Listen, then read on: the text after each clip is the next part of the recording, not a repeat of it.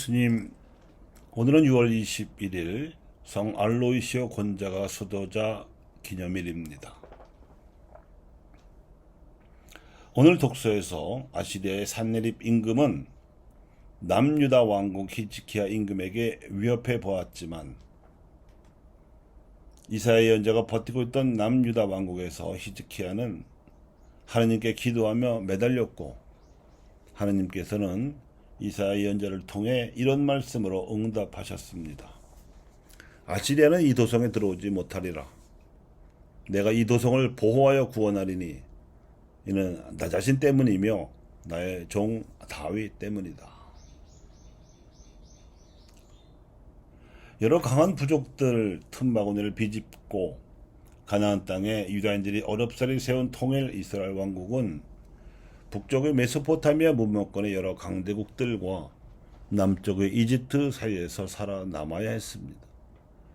두 문명권 사이에서 때로는 문물을 주고받기도 했지만 침략과 정복을 당하기도 하는 불리한 지정학적 위치에서 약소국의 생존 조건은 명확했으니 그것은 내치를 안정시키고 외교와 국방은 튼튼히 하는 일이었습니다.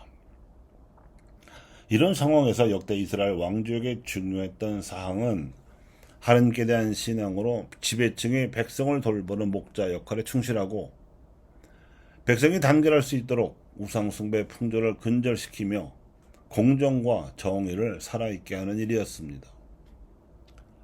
목자의 역할에서 최고선의 가치를 지킬 수 있고, 공정과 정의를 살아있게 함으로써 공동선의 가치를 지킬 수 있으면 남과 북의 강대국들이 함부로 흔들 수 없는 나라를 만들어갈 수 있었습니다.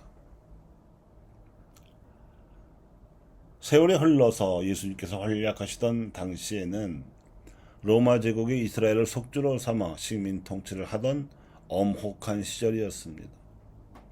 메소포타미아 문명권과 이집트 문명권 세력에 시달리던 이스라엘이 이제는 새로이 강대국으로 떠오른 로마 문명권의 지배까지 받게 되었던 것입니다.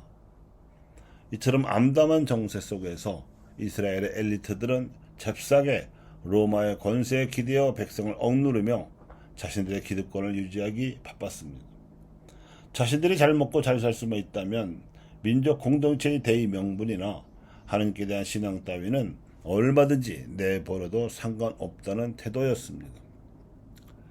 하느님의 최고선과 공동체의 공동선이라는 가치 대신에 현세적 정치 권력과 경제적 기득권이라는 힘을 우상처럼 숭배하던 이들을 로마, 사두가이, 바리사이 등 세 부류의 세력에 대하여 예수님께서는 한껏 대결적인 자세를 견지하셨습니다.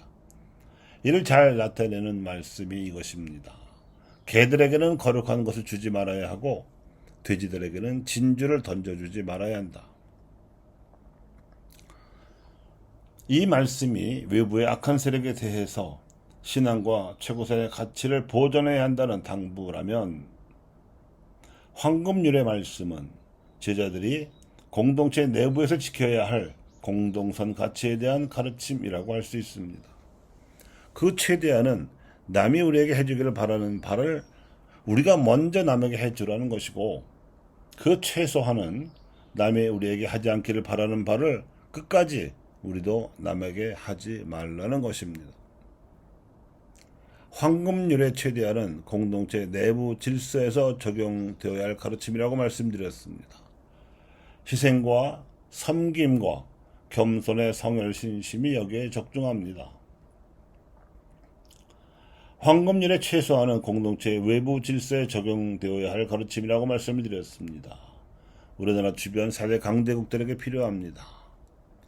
그러나 북녘 동포들에게는 황금률의 최소한이 아니라 최대한이 적용되어야 합니다. 그들은 이방인이 아니라 갈라진 결의요 민족 공동체의 구성원이기 때문입니다. 우리가 민족 공동체 안에서 이 가치를 지킬 수 있어야 하느님께서 우리나라와 우리 민족, 특히 갈라진 결의 사이의 화해를 도와주시고 일치를 이끌어 주실 것입니다. 나 자신 때문에, 또 나의 종 다윗 때문에 내가 이 도성을 보호하여 구원하리라고 하시던 하느님의 말씀을 기억하시기 바랍니다. 북녘 동포를 포함한 민족 공동체 사회 안에서 하나님의 가치가 살아있기 위해서는 자유와 평등, 정의와 평온하는 최고선을 지키고 증진시켜야 하고, 인간 존엄성의 공동선 가치를 모든 이들에게 고르게 보장해 주어야 하면서도 스스로 이 가치를 권리로 누릴 힘이 없는 사회적 약자들에게는 우선적으로 보장해 주어야 합니다. 최근의 코로나 방역 위기 사태에서 드러난 바와 같이 이미 대한민국은 선진국 대열에 들어섰습니다.